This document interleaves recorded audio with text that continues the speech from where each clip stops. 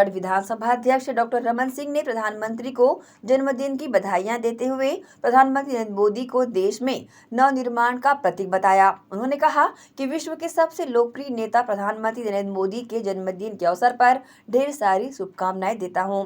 ये संयोग की बात है कि 17 सितंबर नरेंद्र मोदी जी का जन्मदिन है और उस समय हम श्री विश्वकर्मा जयंती भी मनाते हैं। विश्वकर्मा भगवान सृजन के भगवान है, निर्माण के भगवान है और नरेंद्र मोदी भी देश में नवनिर्माण के प्रतीक हैं। जो इंफ्रास्ट्रक्चर देश में तैयार हुआ है, जो गरीबों के जीवन में परिवर्तन आया है, वो नरेंद्र मोदी की ही देन है। तो निश्चित रूप से आज हम सब देशवासी गर्व के साथ अनुभव करते हैं कि 11 साल की इस यात्रा में अभूतपूर्व परिवर्तन आया है।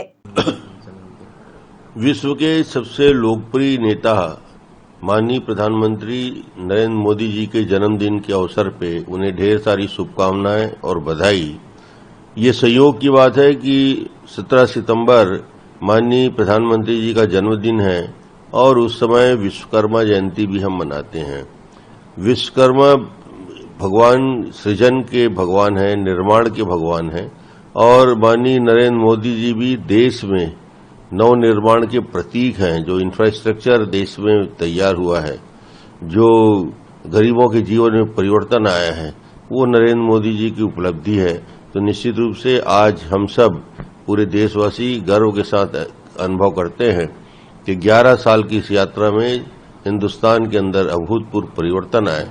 स्वच्छता अभियान से शुरू करके गरीबों के लिए लाखों मकान के निर्माण के साथ साथ किसानों के खातों में जो पैसे हर महीने साल डालते हैं, ऐसी बहुत सारी योजनाएं हैं जिसमें करीब 55 करोड़ लोगों के बैंक में खाते खोलने की काम।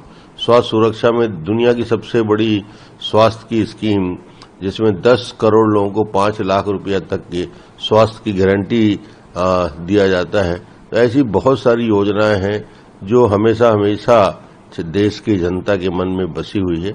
आज मैं इस अवसर पे अपनी ढेर सारी शुभकामना देता हूं कि आने वाले समय में जिस प्रकार तेजी के साथ हिंदुस्तान को देश के विश्व के अग्रणी राज्य की दिशा में ले जाने का प्रयास हुआ है, तो मोदी जी के नेतृत्व में ही अब हिंदुस्तान दुनिया की तीसरी शक्ति बनेगा।